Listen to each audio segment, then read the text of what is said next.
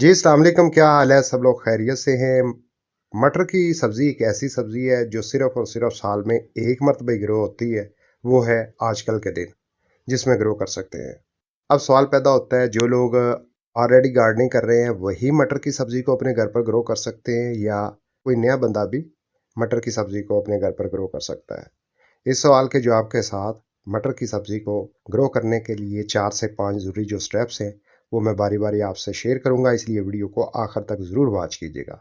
तो चलिए वक़्त को ज़ाया किए बगैर वीडियो शुरू करते हैं। चैनल को अभी तक सब्सक्राइब नहीं किया, चैनल को सब्सक्राइब और वीडियो को लाइक कर लें। तो सबसे पहले बात करते हैं, मटर की सब्ज़ी को ग्रो करना इंतहाई इंतहाई आसान अमल है, अगर आप 4 से 5 स्टेप जान लें।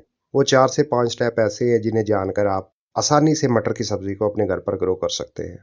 चाहे आपने कभी भी कोई भी पौधा ना लगाया हो, फिर भी आप आसानी से अपने घर पर ऑर्गेनिक जो मटर की सब्ज़ी है, वो ग्रो करके अपनी ज़रूरत को पूरा कर सकते हैं। मटर को ग्रो करने के लिए सबसे जो अहम और ख़ास चीज़ है, वो है मौसम। मटर की सब्ज़ी मौसम सरमा की सब्ज़ी है। पंजाब में अगर सूरत हाल का जायज़ा लिया जाए तो ये सितंबर से मौसम ठंडा होना शुरू हो जाता है, यानी कि 9वें महीने, 10वें, 11वें 11वें महीने के हाफ तक आप मटर को ग्रो कर सकते हैं, आसानी से ग्रो होगा।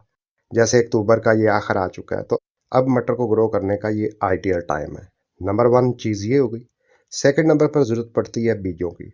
मटर के बीज आप गार्डनिंग शॉप से भी हासिल कर सकते हैं, और जो आप अपने घर पर सब्ज़ी बनाते हैं मटर की, उन्हीं मटर को बीजों के तौर पर इस्तेमाल कर सकते हैं। जैसा कि ये मेरे पास पैकेट है, ये मैंने 50 रुपए का लिया है, और हर गार्डनिंग शॉप से इजीली ये 50 रुपए का पैकेट मिल जाता है।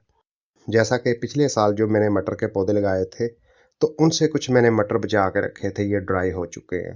तो इस तरह ड्राई करके भी लगा सकते हैं, ताज़ा मटर भी लगा सकते हैं। ये हमारे पास सेकंड नंबर पर आ गए बीज। इसके बाद आ जाता है तीसरा मरहला, कहाँ पे हमने ग्रो करना है और कैसे गमले में ग्रो करना है, और मिट्टी कैसे होनी चाहिए। तो गमला ऐसा होना चाहिए जिसकी गहराई कम से कम 8 से 10 इंच हो, और जितना ज़्यादा खुला होगा उतना ही अच्छा आपको रिजल्ट मिलेगा। इस तरह की नार्मोमन की क्यारी हो जो गोल है, या चकोर क्यारी आती है, उसमें लगाएं, बहुत बहुत अच्छा रिजल्ट मिलता है। इसके अलावा आप टूटे हुए टब में लगा सकते हैं, बाल्टियों में लगा सकते हैं। अगर आपके पास कुछ भी नहीं है, तो ये 50 रुपए की फ्रूट वाली टोकरी आती है, इसकी जो गहराई है तकरीबन 8 से 9 इंच है, तो इसके अंदर भी लगा सकते हैं।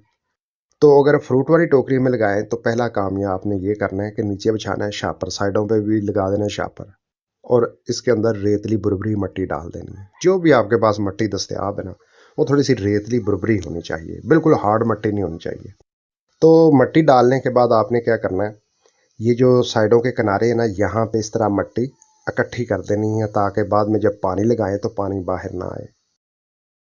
तो जो सेंटर वाला हिस्सा है, इसे कर लें बराबर बराबर। करने के बाद आपने क्या करना है, बीज पकड़ना है और ऐसे हल्का सा मिट्टी में दबा के ऊपर मिट्टी कर दें, और एक बीज का दूसरे बीज का फासला 1 इंच होना चाहिए। पूरा गमला इस तरह भर दें।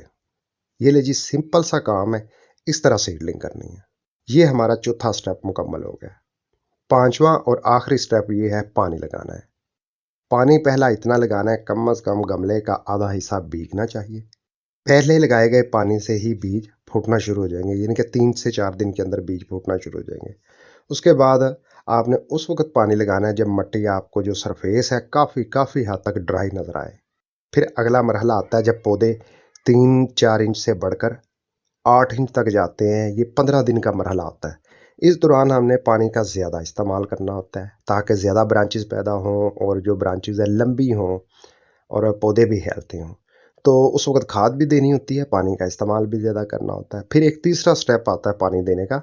पौधे 10-12 इंच के हो जाते हैं, इसके ऊपर फ्लावरिंग शुरू हो जाती है।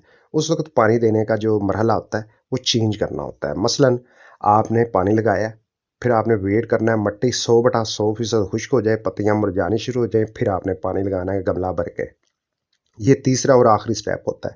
जब फूल बनते हैं, फूलों से मटर की सब्जी तैयार होती है।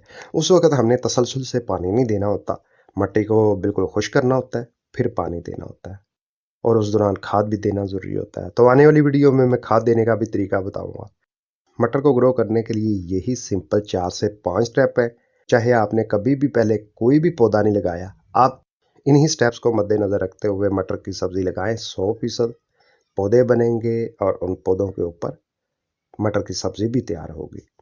मज़ीद इसके अलावा जिन बातों का आपने ध्यान रखना है वो ये है कि ज़्यादा से ज़्यादा मटर की सब्ज़ी को 2 मरतबा खाद देनी है। और सेकंड नंबर पर मटर की सब्ज़ी आप जहाँ भी लगाना चाहें फुल डे सनलाइट में रखें।